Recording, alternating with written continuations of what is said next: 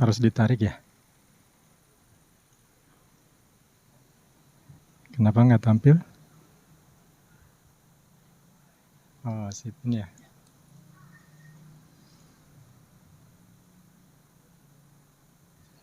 Baik.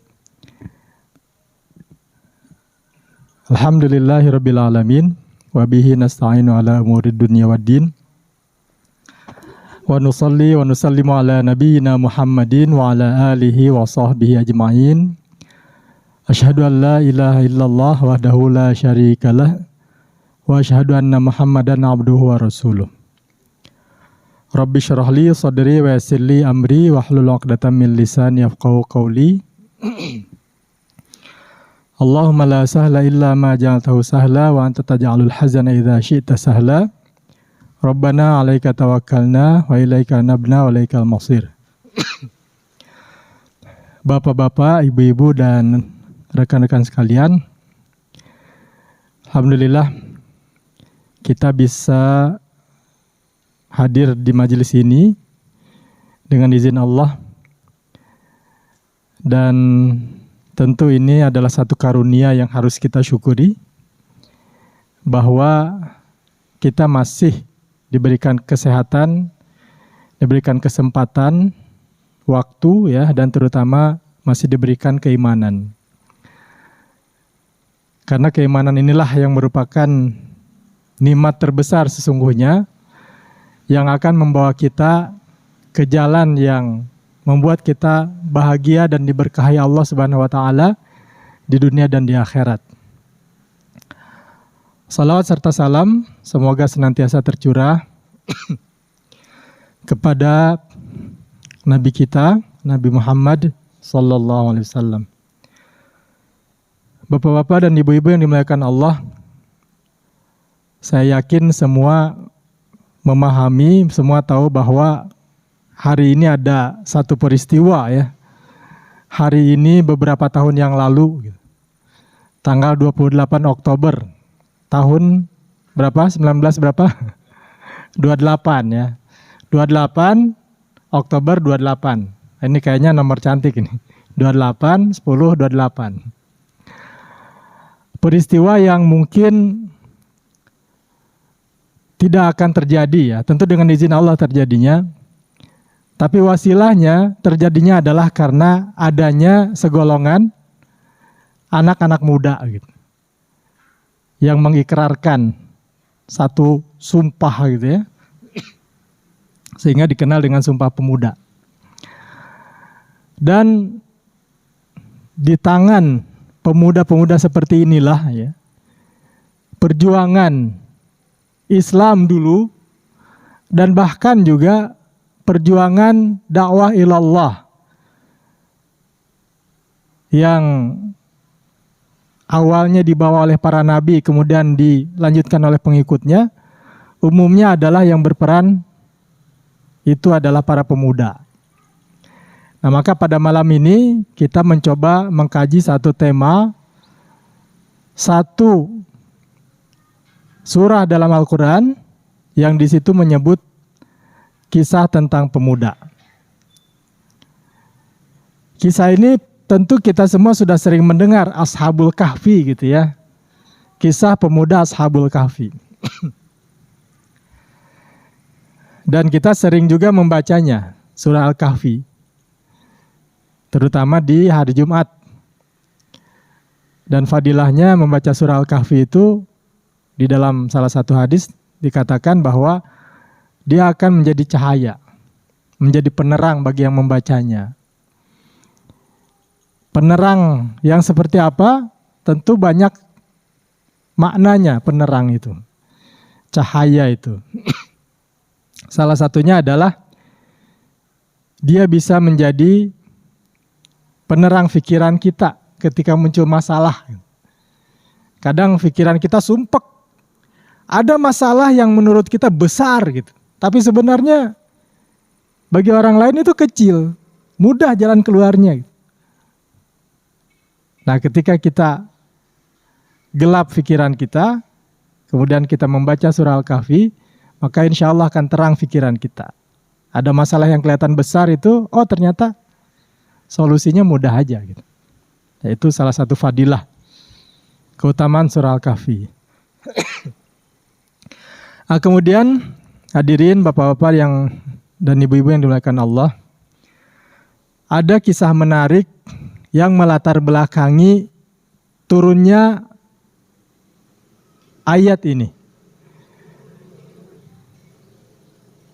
Jadi ketika Nabi Muhammad SAW di awal-awal mendakwakan Islam di Mekah, mulailah berdatangan ya. Setelah sekian lama berdakwah, mulai berdatangan orang yang ingin tahu tentang ajaran Nabi Muhammad. Ini apa sih yang dibawa oleh Muhammad ini?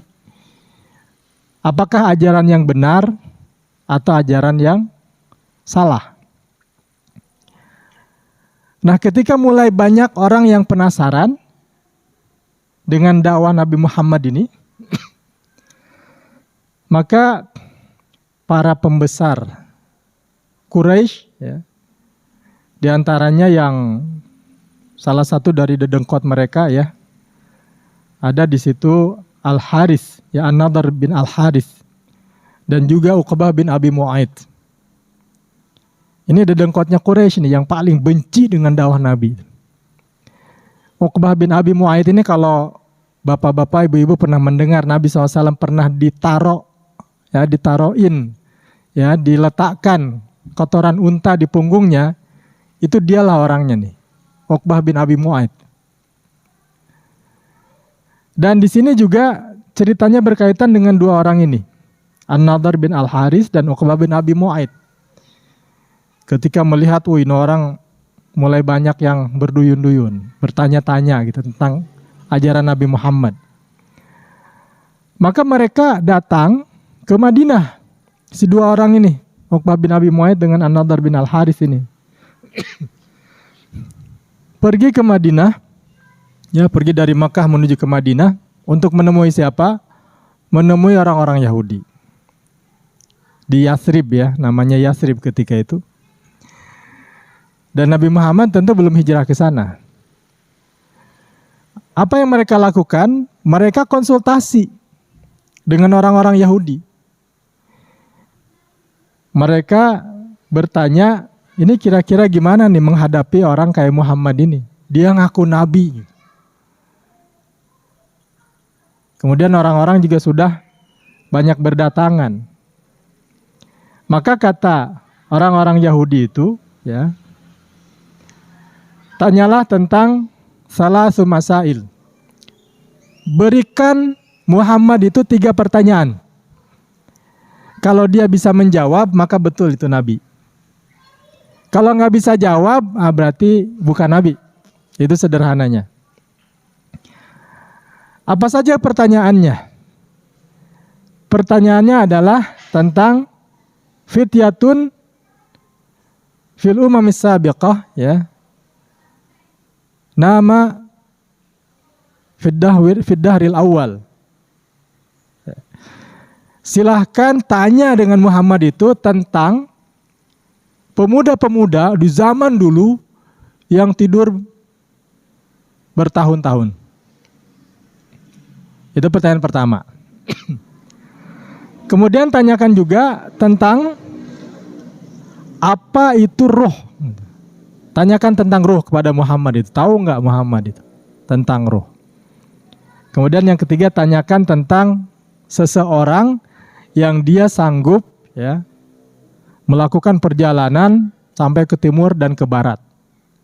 Ini ditanyakan betul-betul oleh mereka. Maka ketika An-Nadhr bin Harits dan Uqbah bin Abi Mu'ayth sampai ke Mekah, kembali ke Mekah, ditanyakan pertanyaan ini. Dan orang-orang menyaksikan pertanyaan ini. Ketika mendapatkan pertanyaan ini, kata Nabi Muhammad SAW, besok saya jawab. Yakin sekali itu Nabi, ya. Ketika itu gitu. Yakin Jibril akan menyampaikan wahyu dari Allah Subhanahu wa taala untuk memberikan jawaban 3 pertanyaan ini. Ternyata apa yang terjadi? Bapak-bapak dan ibu-ibu, besok Jibril nggak turun. Wahyu tidak turun.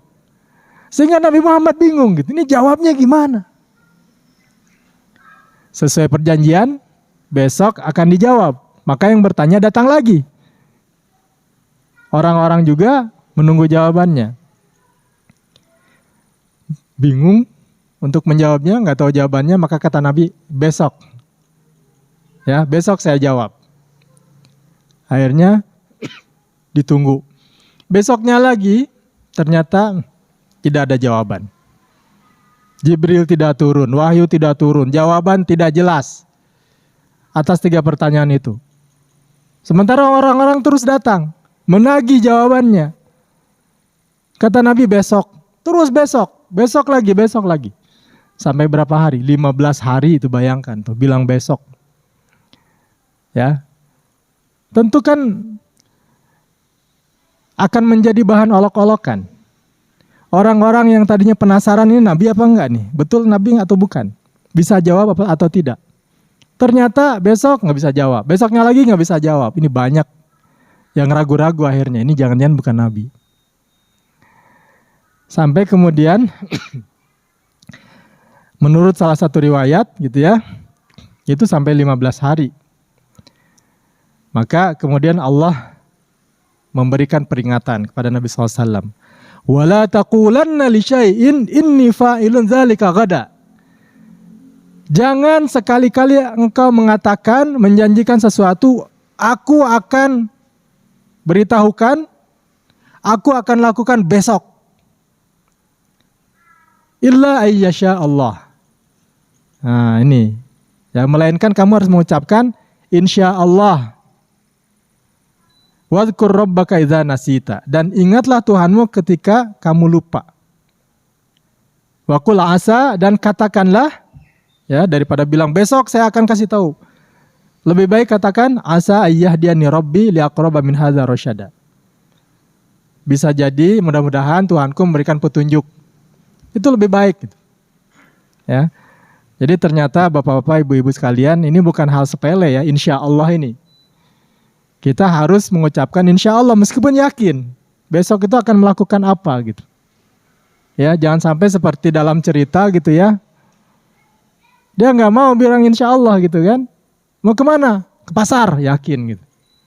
Ya, bilang insya Allah. Ngapain insya Allah? Saya yakin itu pasar di depan mata gitu. Masuklah dia ke pasar.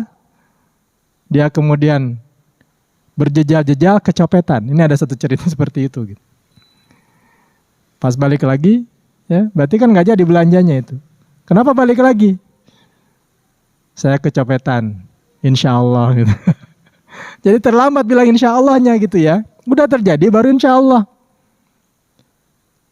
Nah maka pelajaran dari peristiwa yang melatar belakangi turunnya beberapa ayat di surah Al-Kahfi ini adalah pertanyaan orang kafir ini. Yang Nabi SAW lupa mengucapkan insya Allah. Nah kemudian turunlah jawabannya. Ya. Jawabannya adalah ini. Untuk pertanyaan tentang pemuda, jawabannya adalah yang ayat 9. A'udzubillahi minasyaitonirrajim. Am hasibta anna ashabal kahfi warraqimi kanu min ayatina ajaba. Apakah kamu mengira bahwa orang-orang yang mendiami gua dan yang mempunyai rokim itu mereka termasuk tanda-tanda kekuasaan kami yang menakjubkan? Jadi pertanyaan Allah ini, menurut kalian pikir cerita tentang Ashabul Kahfi itu menakjubkan? Memang menakjubkan, tidur 309 tahun. Menakjubkan, tapi terlalu banyak kisah-kisah lain yang juga menakjubkan. Bisa jadi lebih menakjubkan. Dan Allah mampu melakukan itu semua gitu. Kalau ini sih ya menakjubkan juga, tapi bisa jadi gitu ya, kalah dengan kisah-kisah lain. Nah, kemudian di ayat lain turun ayat Quran wa yas'alunaka an Dzilqarnain, dan mereka bertanya kepadamu wahai Muhammad tentang Dzilqarnain. Ya, Dzilqarnain inilah yang berjalan ke timur dan ke barat. Kekuasaannya begitu luas. Kemudian pertanyaan berikutnya adalah tentang ruh. Wa yas'alunaka 'anir ruh di surat Al-Isra. Qulir ruhu min amri rabbi wa ma utitum minal ilmi illa qalila. Katakanlah ruh itu adalah urusan Tuhanku. Dan kalian tidak diberi ilmu tentang ruh kecuali sedikit saja. Jadi ini jawabannya. Sehingga alhamdulillah dengan jawaban ini orang-orang yang tadinya ragu jadi yakin. Tapi hampir-hampir saja gitu ya. Gara-gara insya Allahnya nggak keluar, wahyu tidak turun. Nah kemudian kita masuk ke inti ceritanya. Jadi ibu-ibu dan bapak-bapak sekalian, ini adalah salah satu model cerita dalam Quran, kisah dalam Quran. Salah satu model bagaimana Allah memaparkan kisah dalam Al-Quran. Kalau kita perhatikan, itu dalam Quran itu banyak sekali, lebih dari setengahnya itu kisah-kisah. Tapi kisah-kisahnya itu mengandung pelajaran. Dan model pemaparannya itu berbeda-beda. Ada penyampaian kisah itu yang satu surat penuh itu kisah dari awal sampai akhir tamat. Surah apa? Surah Yusuf. Ya, itu dari awal, dari kecil, dari mulai mimpi gitu kan. Melihat bintang gitu kan, melihat matahari. Sampai kemudian dibuang ke sumur, diselamatkan dan seterusnya. Satu surat penuh itu. Dan itu penuh dengan inspirasi. Kemudian ada kisah itu yang terpencar-pencar di banyak surat. Ya, di sini ada, kemudian nanti sambungannya di tempat lain. Tapi kalau surah Al-Kahfi ini di sini aja gitu ceritanya. Kemudian juga salah satu cara Allah menyampaikan kisah itu diantaranya adalah menyampaikan dulu intisarinya. Ya, di sini am hasibata anna ashabal kahfi warraqimi kanu min ayatina ajaba. Ini ringkasan kisahnya, yaitu tentang ashabul kahfi, penghuni gua, dan rokim. Ya, rokim ini apa? Itu banyak tafsiran ya. Ada yang mengatakan rokim itu adalah anjingnya. Ada yang mengatakan rokim itu adalah gunung yang di situ ada guanya. Ada yang mengatakan rokim itu adalah papan ataupun batu tulis yang di situ ada nama-nama ashabul kahfi. Nah, ini banyak tafsiran ya. Kanu min ayatina ajaba. Apakah kamu mengira bahwa mereka itu adalah ayat-ayat kami, tanda-tanda kekuasaan kami yang menakjubkan? Ini ringkasan cerita itu tentang ashabul kahfi. Baru kemudian masuklah ke dalam ceritanya. Jadi bapak-bapak dan ibu-ibu sekalian, kisah ashabul kahfi ini memang awalnya banyak yang tidak tahu dulunya. Gitu. Ceritanya ada ya beberapa anak muda yang mereka ini adalah sebenarnya keturunan bangsawan. Bukan anak-anak biasa, remaja-remaja, pemuda-pemuda yang keturunan bangsawan. Dalam Ibnu Katsir kita bisa melihat kisahnya gitu ya. Mereka ini juga bahkan keturunan raja gitu ya. Jadi kalau dulu bisa jadi ya, di satu pulau mungkin ada beberapa raja. Karena sistem pemerintahan juga dulu kan ada yang namanya, kalau orang-orang Yunani itu kan ada namanya city state misalnya. Negara, kota misalnya kan, berarti kan banyak pemimpinnya. Nah mereka ini adalah anak raja-raja, anak pembesar. Yang mana mereka ini berpikiran kritis. Pikirannya bersih dan juga kritis. Hatinya bersih. Mereka bertanya-tanya. Ketika raja-raja itu, dan ada satu raja, ya kalau di Ibnu Katsir disebut namanya adalah Raja Dqyanus. Gitu. Raja Dqyanus ini biasa setiap tahun itu mengumpulkan rakyatnya untuk melakukan peribadatan terhadap berhala.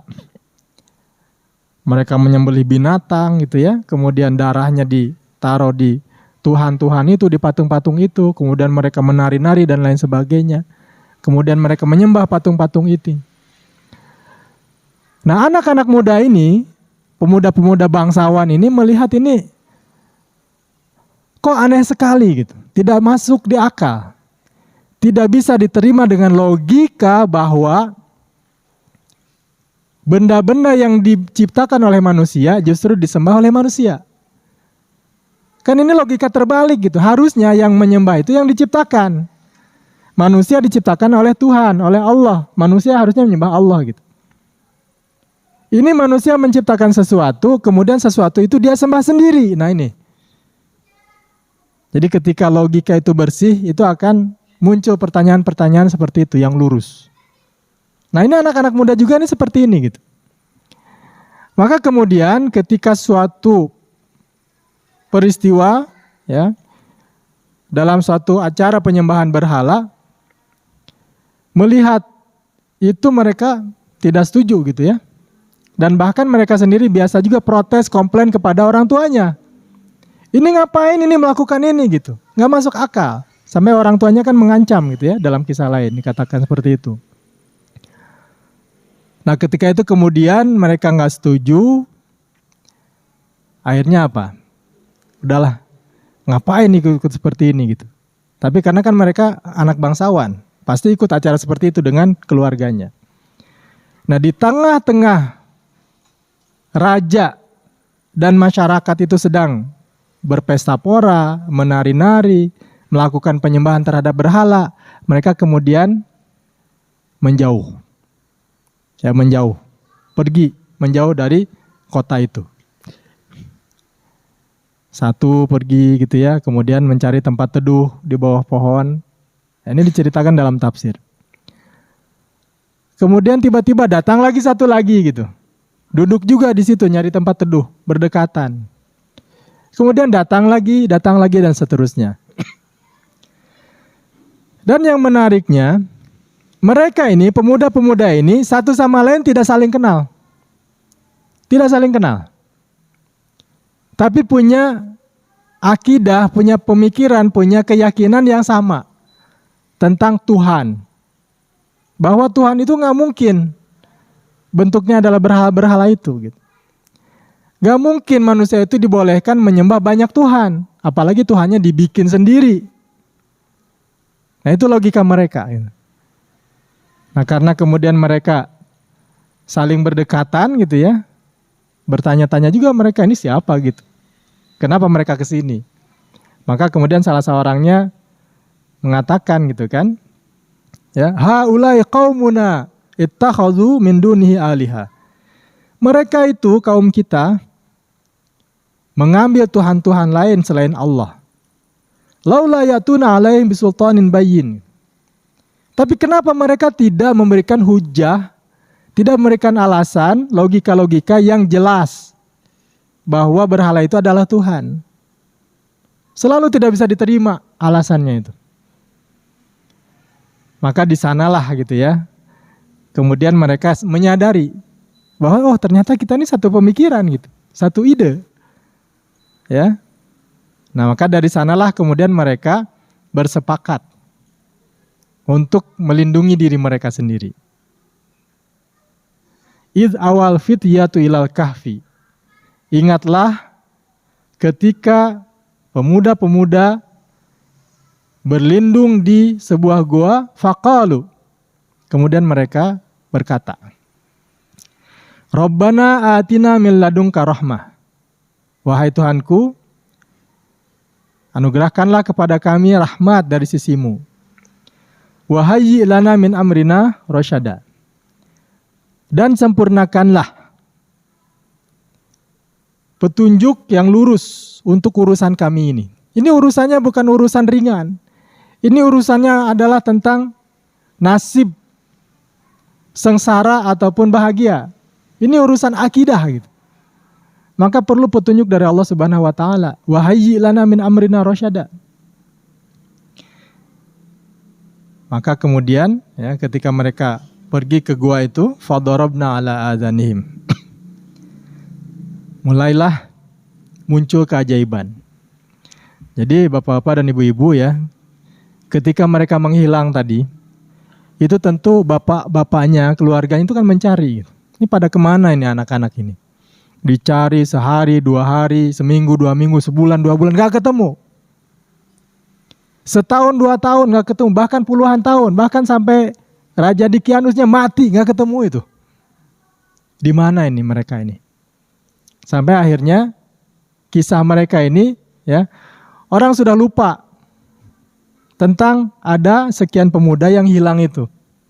Udah lupa saking lamanya.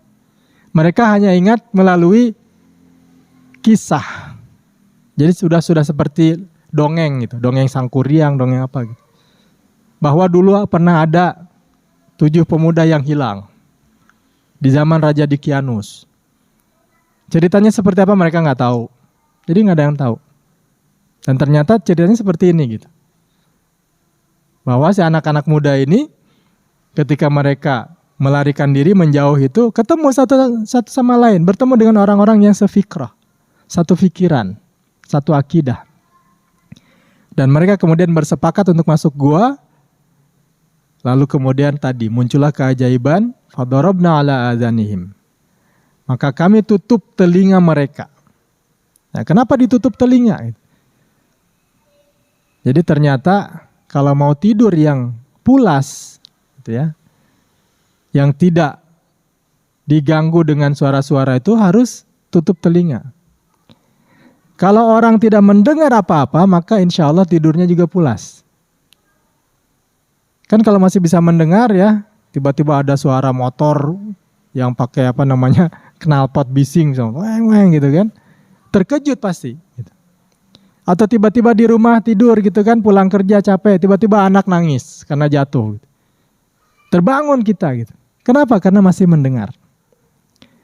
Tapi kalau telinga kita sudah tidak mendengar apa-apa, dan itu tidur nyenyak yang paling dalam itu kalau sudah tidak mendengar. Maka fadarabna ala adhanihim. Kami tutup telinga mereka. Fil kahfi sinina adada. Beberapa tahun dalam gua itu.